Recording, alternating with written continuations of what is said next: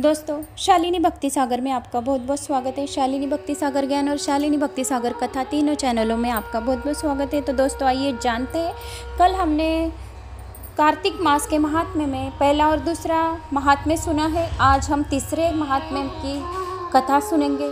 तो जितने कार्तिक मास में पूजा, जप, तप, हवन और तुलसी की पूजा की उतने पुण्य फल की प्राप्ति होती है। और सबसे अधिक तो ब्रह्म मुहूर्त में उठकर जल्दी से स्नान करना, ये बहुत ही महत्व बताया गया है। जो पुष्कर जी में स्नान करने का पुण्य हमें सुबह उठकर जल्दी उठकर स्नान करने में से ही मिल जाएगा, और काशी विश्वनाथ भगवान गंगा में स्नान करने का पुण्य मिलेगा। इतना यह कार्तिक मास शिव भगवान का, सभी देवी देवताओं का कार्तिक मास का यह महीना अत्यंत प्रिय होता है, क्योंकि कार्तिक मास में यह दिवाली और बहुत सारे जो त्यौहार है ये इस कार्तिक मास में ही आते हैं। तो इसीलिए यह महीना सभी देवी देवताओं के लिए भी अत्यंत प्रिय है। तो आइए जानते हैं आज हम सत्यभामा की और श्री कृष्ण भगवान का संवाद के बारे में।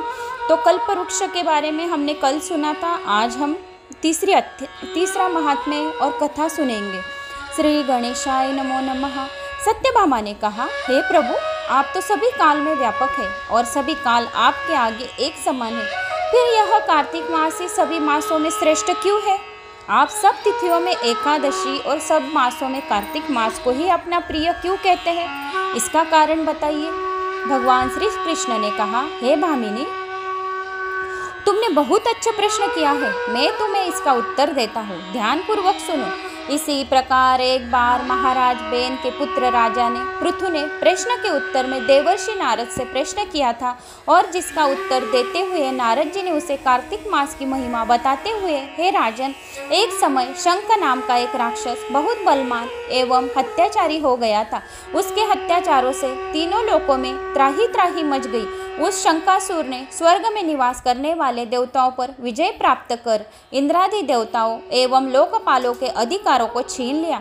उससे भयभीत होकर समस्त देवता अपने परिवार के सदस्यों के साथ सुमेरु पर्वत की गुफाओं में बहुत दिनों तक छिपे रहे। तत्पश्चात वे निश्चिंत होकर सुमेरु पर्वत की गुफाओं में ही रहने लगे।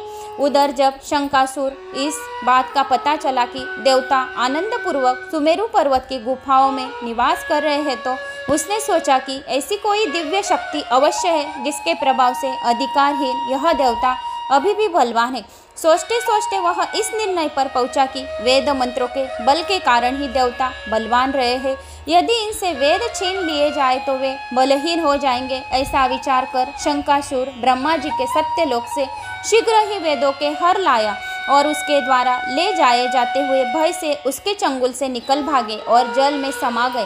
शंकासुर ने वेद मंत्रों तथा बीज मंत्रों को ढूंढते हुए सागर में प्रवेश किया, परंतु न तो उसको वेद मंत्र मिले और न ही बीज मंत्र मिला। जब शंकासुर सागर से निराश होकर वापस लौटा, तो उसी समय ब्रह्मा जी पूजा की सामग्री लेकर सभी देवताओं के साथ भगवान विष्णु की शरण में पहुंचे और भगवान को गहरी निद्रा से जागने के लिए गाना बजाने लगे और धूप दीप गंध आदि से बारंबार उनकी पूजा करने लगे और धूप दीप नैवेद्य आदि अर्पित किए जाने पर भगवान की निद्रा टूटी और वह देवताओं सहित ब्रह्मा जी को अपना पूजन करते हुए देखकर बहुत प्रसन्न हुए तथा कहने लगे कि आप लोगों के इस कीर्तन एवं मंगलाचरण से बहुत प्रसन्न हूँ। आप अपना अभिष्ट वरदान कीजिए और मुझे यह बताइए कि आप किस लिए आए हैं। तो अभिष्ट वरदान मांगिए, मैं अवश्य प्रदान करूँगा। जो मनुष्य अश्विन शुक्ल की एकादशी से देवोत्थान एकादशी तक ब्रह्म मुहूर्त में उठकर मेरी पूजा करेंगे, उन्हें तुम्हारी ही भ्रांति मेरे प्रसन्न होने के कारण सुख की प्राप्ति होगी। आप लोग जो पाद्य, अर्थ, आचमन और जल आदि सामग्री मेरे लिए लाए हैं, वे अंत गुणों वाली होकर आपका कल्याण करेगी। शंकासुर द्वारा हरे गए संपूर्ण वेद जल में स्थित है। मैं सागर पुत्र शंकासुर का वध करके उन वेदों की अभी लाया देता हूँ। आज से मंत्र, बीज और वेदों सहित में प्रतिवर्ष कार्तिक मास में जल में विश्राम किया करूँगा। अब मैं मत्स्य का रूप धारण करके जल में जाता हूँ। तुम सब देवता भी मुनीश्वरों सहित मेरे साथ जल में आओ। इस कार्तिक मास में जो श्रेष्ठ मनुष्य प्रांतकाल स्नान करते हैं, वह सब यज्ञ के अवभृत स्नान द्वारा भली भांति नहा लेते हैं। और हे देवेंद्र, कार्तिक मास में व्रत करने वालों को सब प्रकार से धन, धान्य, पुत्र, पुत्र पुत्री आदि देते रहते हैं और उनकी सभी आपत्तियों से रक्षा करना है। हे धनपति कुबेर जी, मेरी आज्ञा के अनुसार तुम उनके धन धान्य की वृद्धि करना। जो सुबह उठकर स्नान कर रहे हैं, मेरा कार्तिक मास की यह व्रत कथा पढ़ रहे हैं, उनके सबके घर में जाकर धन धान्य भर देना, क्योंकि इस प्रकार का आचरण करने वाला मनुष्य मेरा रूप धारण करके जीवन मुक्त हो जाता है। जो मनुष्य जन्म से लेकर मृत्यु पर्यंत विधि पूर्वक इस व्रत को करता है, सुनता है, पढ़ता है, किसी को बताता है, वह आप लोगों को भी पूजनीय है। कार्तिक शुक्ल पक्ष की एकादशी तिथि को तुम लोगों ने मुझे जगाया है, इसीलिए यह तिथि मेरे लिए अत्यंत प्रीतिदायिनी और माननीय है। हे देवताओं, यह दोनों व्रत नियम पूर्वक करने से मनुष्य मेरा साधिंत्य प्राप्त कर लेते हैं और इन व्रतों को करने से जो फल मिलता है वह अन्य किसी भी व्रत से नहीं मिलता है। अंत प्रत्येक मनुष्य को सुखी और निरोग रहने के लिए कार्तिक महात्म्य एकादशी की कथा सुनते ही उपयुक्त नियमों का पालन किया। तो दोस्तों, यह रही तीसरी कथा कार्तिक मास की जो मैंने आपको अभी श्रवण कराई है। तो आइए इसी वीडियो के माध्यम से जानते कार्तिक मास महात्म्य कथा अध्याय चौथा। नारद जी ने कहा, ऐसा कहकर भगवान विष्णु मछली का रूप धारण करके आकाश से जल में गिरे। उस समय विंध्याचल पर्वत पर तप कर रहे थे। महर्षि कश्यप अपनी अंजलि में जल लेकर खड़े हो गए थे। भगवान उनकी अंजलि में जा गिरे। महर्षि कश्यप ने दया करके उसे अपने कमंडल के रख लिया और मछली को थोड़ा बड़ा होने पर महर्षि कश्यप ने उसे कुएं में डाल दिया। जब वह मछली कुएं में भी न समा सकी तो उन्होंने उसे तालाब में डाल दिया। जब वह तालाब में भी न समा सकी तो उन्होंने समुद्र में डाल दिया। वह मछली वहां भी बढ़ने लगी। फिर मत्स्य रूपी भगवान विष्णु ने इस शंकासुर का वध किया और शंकासुर के हाथ में लेकर बद्री वन में आ गए। वहां उन्होंने संपूर्ण ऋषियों को बुलाकर इस प्रकार आदेश दिया, मुनीश्वरों, तुम जल के भीतर बिखरे हुए वेद मंत्रों की खोज करो और जितनी जल्दी हो सके उन्हें सागर के जल में बाहर निकाल के लाओ। तब तक मैं देवताओं के साथ प्रयाग में ठहरता हूँ। तब उन तपोबल संपन्न महर्षियों ने यज्ञ और बीजों सहित संपूर्ण वेद मंत्रों का उद्धार किया।